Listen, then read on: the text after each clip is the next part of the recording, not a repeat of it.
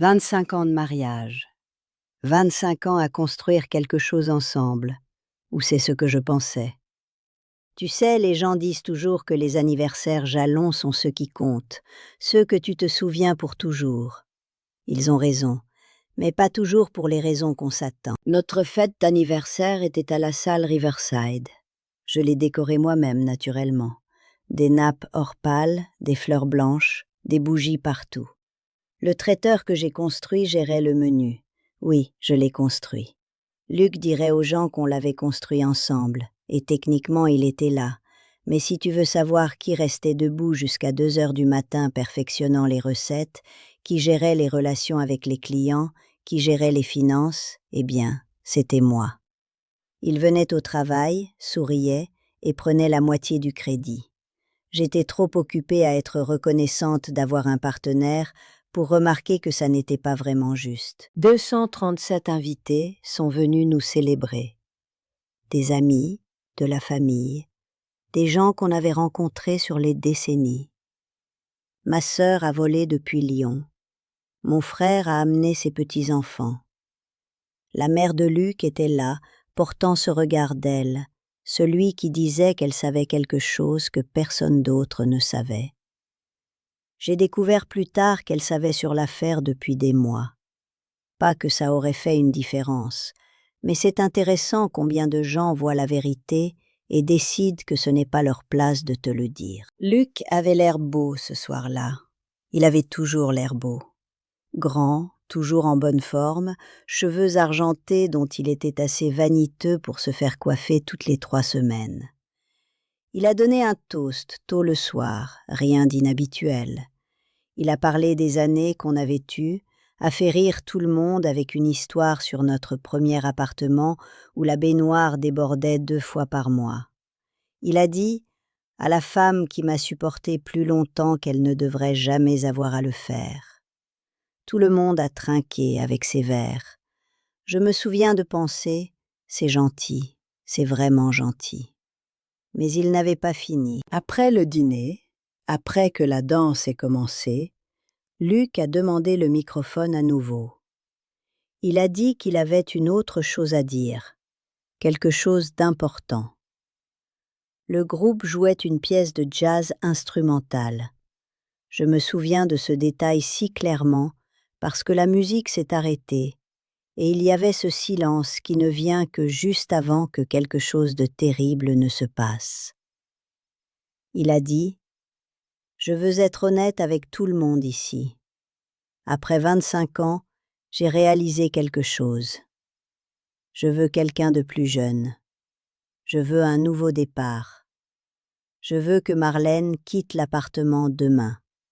On a fini. » Juste comme ça, devant 237 personnes, devant sa mère, devant ma sœur. Il se tenait là, dans son costume parfaitement taillé, et il annonçait la fin de mon mariage comme s'il lisait un menu. Pendant environ 3 secondes, je ne me suis pas bougée. Je n'ai pas respiré. Je suis juste restée assise, et le silence était assourdissant. Les gens ne savaient pas où regarder. Le verre de quelqu'un a cliqué contre une table. C'est le seul bruit que j'ai entendu. Puis ma sœur a saisi mon bras. « Marlène, ne... » Mais j'étais déjà debout. J'étais déjà en train de marcher au microphone. Luc m'a vu venir, et j'ai regardé son expression changer. Il pensait que j'allais pleurer. Il pensait que j'allais lui supplier de le reprendre, ou crier après lui, ou m'effondrer juste là sur la piste de danse. Je pouvais le voir dans ses yeux. Il s'attendait à une scène, et il espérait presque. Ça le rendrait sembler comme la victime, l'homme qui devait partir parce que sa femme était trop instable. J'ai pris le microphone de sa main. Il l'a lâché sans parole. J'ai dit « Merci à tous d'être ici. Luc a raison. Laisse-moi être honnête aussi. » Et puis j'ai sorti mon téléphone. J'avais des photographies. Je les avais depuis des mois parce que je ne suis pas une idiot.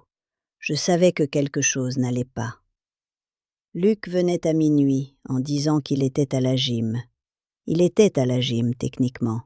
Il passait juste son temps là avec Céline, l'instructrice aérobie de 28 ans, qui apparemment ne charge pas pour les séances d'entraînement personnel. Les photographies étaient claires, très claires. J'ai montré la première à la salle. Le visage de Luc est devenu blanc, littéralement blanc, comme si tout le sang s'échappait de sa tête en une seconde. J'ai dit « C'est Céline. Luc, peut-être que tu veux dire à tout le monde pourquoi ta bague de mariage est ôtée dans cette photo ?» Céline était à la fête. Elle se tenait près du bar, portant une petite robe noire qui coûtait probablement moins que ce qu'elle coûtait à Luc. Quand elle a réalisé ce qui se passait, elle a essayé de partir. Je l'ai regardée aller pour la porte et je l'ai arrêtée. Pas physiquement, juste avec ma voix. « Chérie, une seconde. Luc t'a probablement dit qu'il possédait cette salle de bal, pas vrai? Qu'il possédait le traiteur? Qu'il possédait l'appartement? Que ces 2 voitures garées dehors? » Elle n'a pas répondu, ce qui était assez de réponse. « Il ne les possède pas, j'ai dit. Il ne possède rien. Luc, tu veux expliquer à Céline ou je dois ?» Il ne disait rien. Il se tenait juste là, saisissant le bord de la table. Donc j'ai expliqué. L'appartement, celui qu'il offrait si généreusement de me laisser quitter, est à mon nom. Je l'ai acheté avec mon héritage en 1998, 3 ans avant qu'on se marie. Mon nom sur l'acte, mon nom sur l'hypothèque, payé depuis 2008, grâce à l'argent que le traiteur a apporté. Le traiteur, qui est aussi à mon nom. Je l'ai enregistré moi-même en 2001, quand Luc a dit que c'était trop risqué. Il avait raison, c'était risqué. Il a échoué 2 fois avant qu'il se lève. Devinez qui a continué? Les voitures, les 2, financées à travers mon compte commercial, mon assurance, mon tout. Mais il y avait plus. Il y a toujours plus, pas vrai? J'ai dit, Luc, je pense que tu dois une explication à Céline sur les 85 000 €. Maintenant, la salle était complètement silencieuse. Personne ne mangeait, personne ne buvait, personne ne prétendait regarder son téléphone. Tout le monde regardait. 85 000 en dette de jeu, j'ai continué. Casino des Alpes, club blackjack, des sites de poker en ligne que je ne savais même pas qu'il existait. Dettes que tu caches depuis 3 ans. Dettes qui deviennent dues, d'ailleurs, dans environ 6 semaines. Je m'étais rencontrée avec un avocat 1 mois auparavant. Je savais exactement ce que j'avais. Je savais exactement ce que je n'avais pas à être responsable. J'ai regardé Céline. Donc, quand Luc t'a parlé de son empire immobilier et ses aventures commerciales réussies, il a oublié de mentionner la partie où il est sous l'eau par presque 6 chiffres. C'est intéressant, pas vrai? Elle est partie. Elle a réellement couru pour la porte. Le visage de Luc était passé de blanc à ce rouge foncé, profond. Ses mains tremblaient. Sa mère regardait son assiette comme si elle tenait les secrets de l'univers. Ma sœur souriait, comme si elle voulait se lever et applaudir. « Luc », ai-je dit, et j'étais si calme. Je ne pouvais pas croire à quel point j'étais calme. « Tu vas faire une valise ce soir. Tu vas quitter cet appartement demain. Tu peux dormir sur le canapé de ta mère ou le canapé de Céline, ou n'importe où ailleurs tu veux aller, mais tu ne restes pas ici. Je possède ce place. Je possède le business que tu vas devoir signer ton intérêt, parce qu'on sait tous les 2 que tu l'as utilisé comme cash flow personnel pour ton jeu. Et je possède ton futur, au moins la partie qui paie ce que tu dois. Tu ne peux pas faire ça, a-t-il dit. Il a réellement essayé de reprendre le microphone. Je peux, ai-je dit, et je vais. Bienvenue aux conséquences de penser que tu peux juste annoncer que tu quittes ta femme à une fête devant tout le monde qu'on connaît. Tu as joué ça parfaitement, réellement. Tu pensais que tu m'humilierais si complètement que je signerais tout juste pour te faire partir. Mais la chose à propos de moi est, je sais ce que je possède, je sais ce que j'ai construit, et je ne m'excuse pas pour, et je suis certainement pas en le donner. J'ai remis le microphone au groupe. Je me suis assise. J'ai terminé mon champagne. La fête était finie, évidemment. Les gens ont commencé à partir dans l'heure. Certains sont venus à moi en premier. Ma sœur était en larmes heureuses. Mon frère m'a serré la main comme si je venais juste de gagner une guerre, ce que, je suppose, d'une certaine façon, j'avais. Les gens m'ont dit que j'étais forte et brave, et toutes les choses qu'ils disent à des femmes qui finalement cessent de prétendre que leurs mariages vont bien quand ils ne vont pas. Luc a quitté environ minuit. Il a emballé une valise. Il a pris une voiture, celle que je lui ai laissé prendre parce que je me sentais généreuse et je possède les deux. Il n'a pas dit au revoir. Le business s'est dissous, légalement et proprement. Ça a pris 3 mois.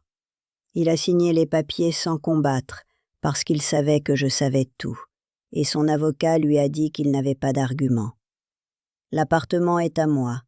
L'argent du règlement, quoi qu'il finisse par obtenir de vendre son intérêt dans une certaine venture en faillite, va vers sa dette de jeu et vers ce que l'avocat a calculé qu'il me devait en travail impayé et crédit volé.